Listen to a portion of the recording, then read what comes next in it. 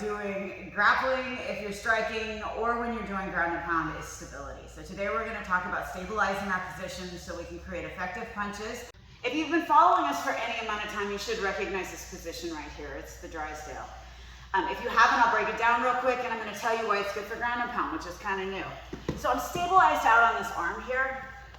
I've got my weight kind of on my hip here, and I'm sitting on this floating rib a little bit. Now that's going to change a little bit because this is a very fluid position here. The important thing here is this weave. I've got my arm in between his leg and I'm grabbing his leg. My knee is out when I want to stabilize, and I'm rotating this forward. So I've got my back leg out here and I'm really stable. So this helps me to attack my knee bar, but it's also pretty decent. It's not our best ground and pound position, but I've definitely got some ground and pound out of this position. So I can raise up, I can look to hit his head. Mostly your ground and pound out of this position is going to be a distraction. So maybe I'm going to distract him a little bit while I'm walking my hand down here. Now I've got my Bendy lock, or my Bendy control. Can put my Bendy lock on and finish the knee bar. Again, here I'm kind of stable and I have kind of good ground and pound. But let's start talking about some better positions here. All right, so in our next position is going to be very similar to the Drysdale, but I'm just going to rotate a little bit. Now, the more I rotate, the more that my hand in here, my weave, starts to become my most important control position. Because now, as I turn a little bit, I've lost my ability to post, and my other hand's here, so I really need to make sure I'm taking care of his legs and that his legs can't push me. So what I'm doing is I'm digging my fingers like right underneath his quad here, and I'm pushing his knee over as far as I can. So here, my ground and pound is about to get a little bit better. But with that, you can see that I'm also farther away from my knee bar. So in order to get my knee bar, maybe I'm gonna have to give him some good shots here. Boom, boom, boom, boom. And now I'm gonna turn and be able to attack my knee bar from here. And don't forget, when you get back on top, if the knee bar doesn't work, you've got a couple of shots there too. The next position we're gonna move into, I'm gonna get a little bit more stability, but once again, I'm moving one step further away from my knee bar. So once again, my knee, or my grip becomes really important. What I like to do is I like to grab him somehow here. If I can get his wrist, that's really good.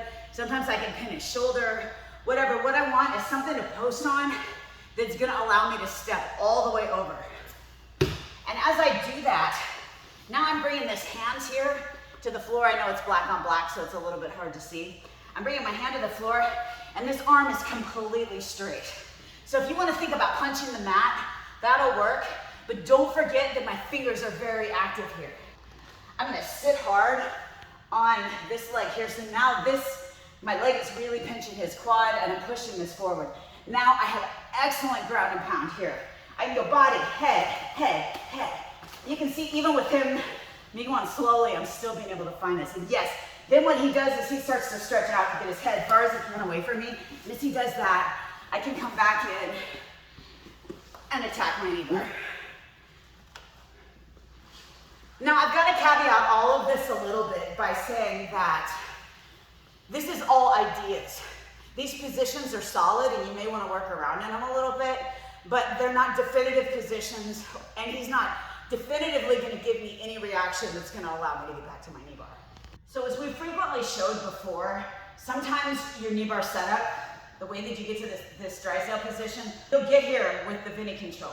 And the Bendy control has a lot of similarities too. I can, out of my Drysdale with the Bendy control, I can do some ground and pound, once again, mostly a distraction. I can turn a little deeper. Now this gets really good. And I can also step over with it. Now all of these things become a lot easier because now I'm controlling both of his legs with just my arm here on this ankle. So it takes a lot less effort on my part, and he really can't muscle out of this. This is all bones here. So as I step over, maybe I can get my knee on the mat. Oh man, this is going to work here. And I'm really quick to be able to throw this back, lock on my knee bar, and get my finish. Now lastly, when I'm looking for my Bendy lock, this is gonna be a lot stronger just to finish my knee bar. But in this position, I've also still got some ground and pound options. So once again, I'm gonna use this mostly like a distraction, but I'm gonna use this to get my leg over. So now my Bendy lock is on tight. Now I'm gonna pull this up, and I can do maybe a shot before I hit the mat, or maybe when I get down here, before I look to finish, I'm gonna distract him a little bit more and get the finish. So let me show you a little bit more what I'm talking about at speed here, right? So, boom, boom.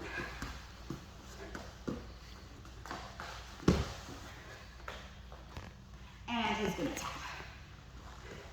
All right, so I have to remember when I'm in these positions that he can actually punch me back. But the good news is when I'm in the Drysdale here, if he's punching me, I'm pretty well protected here. I mean, we're in a fight, I'm gonna get hit, but my ear is the best shot he's got right there.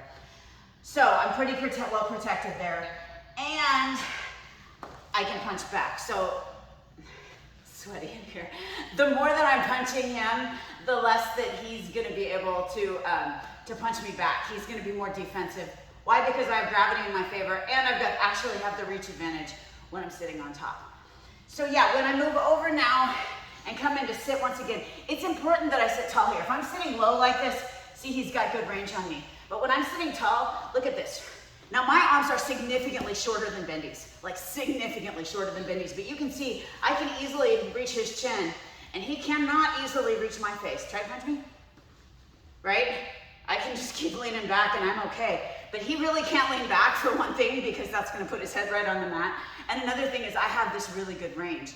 So once again, if he's trying to punch me, I can look to control his arms, I can start punching him back, and he really has to get defensive here. Yes, if he grips, I'm gonna grip fight, punch, and again, this whole time, if I can be working down here at the same time as I'm maybe just even throwing some bullshit punches up here, I'm gonna push this in and finish my Kneebar. All right, so we've covered this before in our grappling videos when he has this nice tight triangle. If he's doing that, maybe I can loosen him up a little bit with my punches here. Maybe I can loosen him up a little bit with this, which by the way in MMA becomes totally legal for me to actually be butt striking him here. But at the core of it, sometimes you gotta get down by the legs, right? So what I'm gonna do is I'm gonna push this down and I'm gonna come forward. And I like to clear this off, but yeah, in grappling this becomes a real problem. Now, I can't go for the toe hold. These legs are really heavy here. So I'm kind of stuck, except that I have an elbow. And once I've got this elbow, I can come back down here and start to go to work because chances of him sitting back up on me again, pretty slim.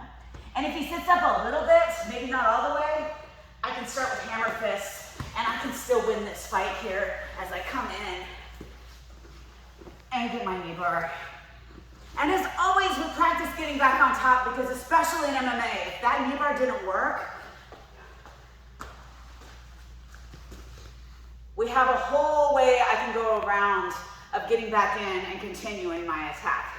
So to end out this video, we're going to show you some examples of Bendy and our good friend who's also a professional fighter, Arthur, doing this in kind of a sparring situation. And I will link a couple of videos on stability and on the Kneebar finish for you.